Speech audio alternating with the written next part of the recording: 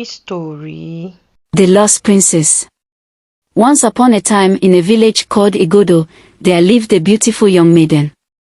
Her name was Olama. Olama was a young girl who grew up with her adopted family. The couple had found her years ago in a farmland, after being childless for a long time. That particular day, the couple who had been childless for over 15 years were returning home from their farm when they heard a baby crying in the bushes. They were skeptical, but the woman Ejiro, without thinking twice, went looking for the voice. She was so happy when she found a baby hidden in one of the bushy farmlands. They carried the child and decided to wait to see if anyone would come out to claim the baby, but no one did, so they quickly carried the child home and began to take care of her as their own. They named her Olama, meaning a beautiful jewel. They loved and pampered her until they started having their own children. They gave birth to a boy and a girl whom they named Igbo and Ifeoma. After the birth of their second child, Ifeoma, things changed for the Olama. Ejiro began to maltreat Olama. She made sure to remind her that she was the child they had picked from the farm. Her sister, Ifeoma, turned her into a maid. Olama did all the chores in the house, while her sister, Ifeoma, did nothing. The only people who loved her were her brother Igbo and her father, Ibi. One day, the villagers were told that the prince was going to choose a wife from among the maidens. All the mothers prepared their daughters for the festival. Ejiro, Olama's mother, refused to let her attend unless she finished a heap of chores. She happily accepted and carried on with them. When she was done, she went to the stream to bathe. She had no good wrappers, so she washed her only good one, although it was worn out. She waited for it to dry at the stream before quickly coming home. To her dismay, she found out that Ifeoma had returned, poured away all the water she fetched, dirted all the clothes and plates she washed. Olama was heartbroken, and as she began to walk again, she was crying. Her father took pity on her and asked her to go with Igbo while he finished the work. By the time they got to the palace, the festival was already close to closure. The prince saw her and immediately felt a surge of attraction. He ignored Ifeoma, who was waiting for him, and walked towards Olama. "What are you doing here?" Ifeoma snapped. "Did you finish all the chores?" Ejiro asked angrily. "What is going on here?" The prince asked. "She's my maid and not fit to be your princess, my lord," Ejiro replied. "I and my husband picked her in a farmland close to ours 18 years ago.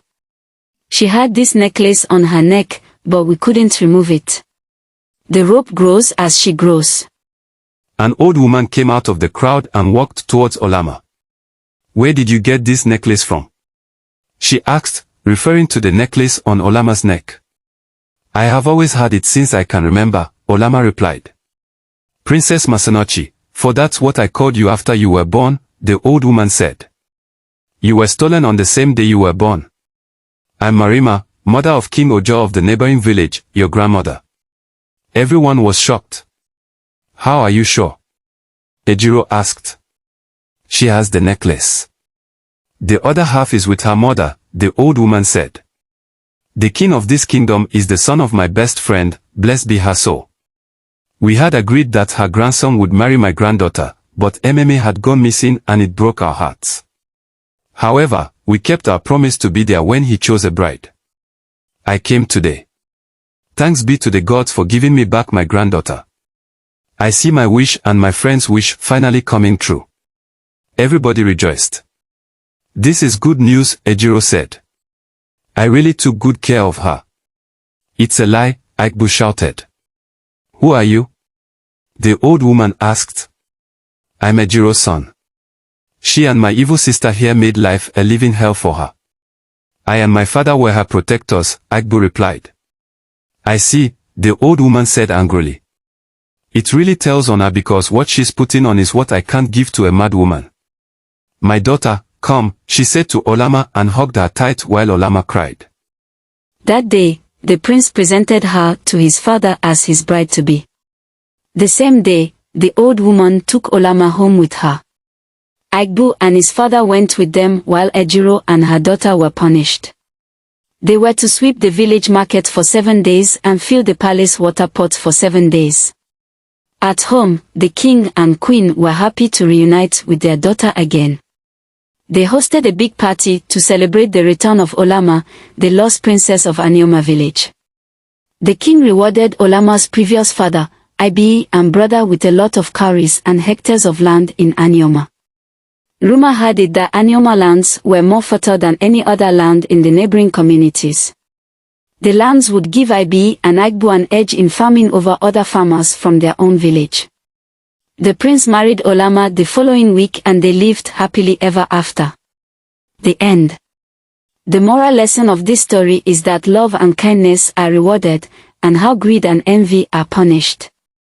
They also show how fate and destiny play a role in bringing people together or apart. Be good to others so that others in turn would be good to you.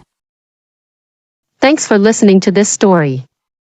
Please do not forget to subscribe to this channel, click the notification bell, like and share. Also comment where you're watching from. We love and appreciate you. Bye.